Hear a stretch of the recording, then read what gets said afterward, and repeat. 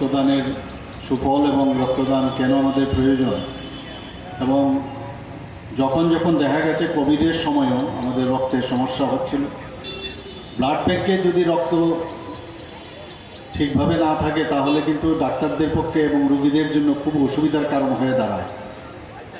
তো কোভিডের সময় এই সমস্যাটা হয়েছিল। আবার আমরা জানি যে ইলেকশন এখন পেরিনিয়াল একটা অবস্থা, কিছুদিন বাদেই ইলেকশন হয়। তো ইলেকশনের সময় সবাই কর্মব্যস্ততার কারণে ব্লাড দেওয়ার যে বিশেষ ব্যবস্থা সেটা হয়ে ওঠে না, যে কারণে ব্লাড ব্যাঙ্কগুলোতে রক্ত স্বল্পতা দেখা দেয়।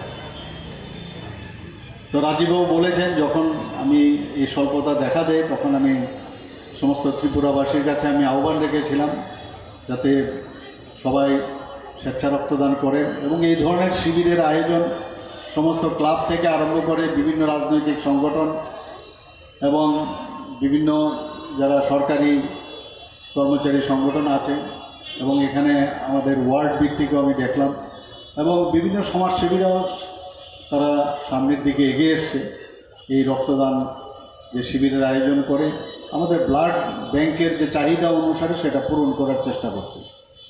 আমরা সবাই জানি যে 1% ব্লাড পপুলেশনের 1% পপুলেশনের যে কোনো রাজ্যের তা মজুদ থাকা প্রয়োজন।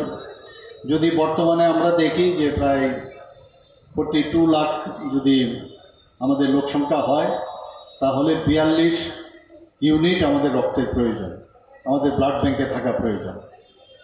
তো এক একটা ইউনিটে আমরা জানি 350 ml সাধারণত রাখা হয়। তো সেই অনুযায়ী আমরা দেখেছি মানুষ অনেক সময় মনে করে যে অনেকের মধ্যে একটা বিভ্রান্ত বা একটা সংশয় থাকে যে আমি যদি রক্ত দেই তাহলে আমার শরীরের সমস্যা হবে। কিন্তু আস্তে আস্তে আমরা দেখছি ত্রিপুরাতে এই কয়েক দশক ধরে যেভাবে মানুষ এটার থেকে কাটিয়ে এখন রক্তদানে ব্রতী হচ্ছেন, তো সেই ভয়টাও এখন অনেকটা আমাদের কেটে গেছে। তবু আমি বলবো যারা ছাত্ররা আছেন, ছাত্রীরা আছেন, তারা যেন এই ধরনের ব্যবস্থার কারণে তারাও উদ্বুদ্ধ হবে, তারাও সামনের দিকে এগিয়ে আসবে এবং রক্তদানে ব্রতী হবে। আমরা সবাই জানি 18 বছর থেকে 60 বছর এবং যারা নিয়মিত রক্তদান করেন 65 বছর পর্যন্ত রক্ত দিতে পারেন, এবং বরং রক্ত দিলে বরং শরীরের জন্য ভালো।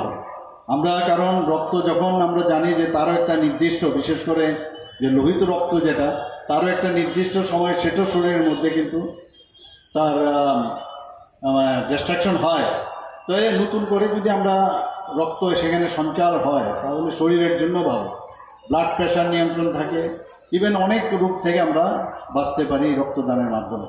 আমি আজকে একটা গত দুদিন আগে আমি একটা নিউজ পড়ছিলাম যে একজন লোক তার 16 বছর বয়স যখন সে ভাবতো মানে যে আমি রক্ত দেব, এবং সে খুব ইন্টারেস্টেড হলো রক্ত দেওয়া। তা 18 বছর থেকে উনি রক্ত দিয়েছেন এবং 64 বছর উনার এখন বর্তমান বয়স। দেখা গেছে উনি 165 বার উনি রক্ত দিয়েছেন। আমি শুনে অবাক হয়ে গেলাম।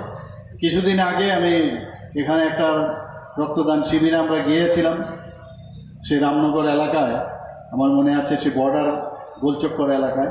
সেখানে একজন ব্যক্তি উনি বলছিলেন, মানে এর সাথে আমি মিলও পাচ্ছি, আমি একটু অবাকই হলাম। উনি বলছিলেন সংখ্যালঘু সম্প্রদায়ের যে আমি 100 বারের উপর আমি রক্ত দিয়েছি।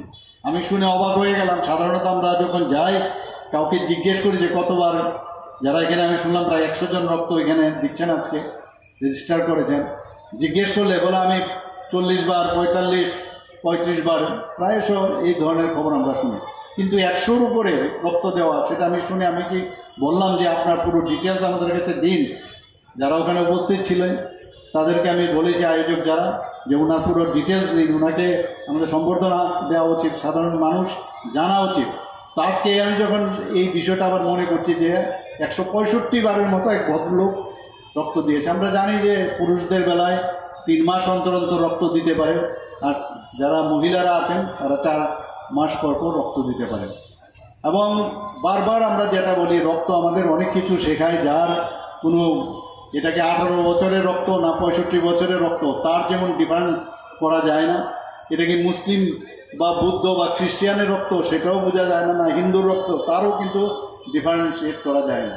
যে রক্তের মাধ্যমে আমাদের বুঝিয়ে দেয় আমরা মানুষ, আমরা সবাই এক, সেটা কিন্তু আমরা রক্তের দানের মাধ্যমে সেটা আমরা বুঝতে পারি।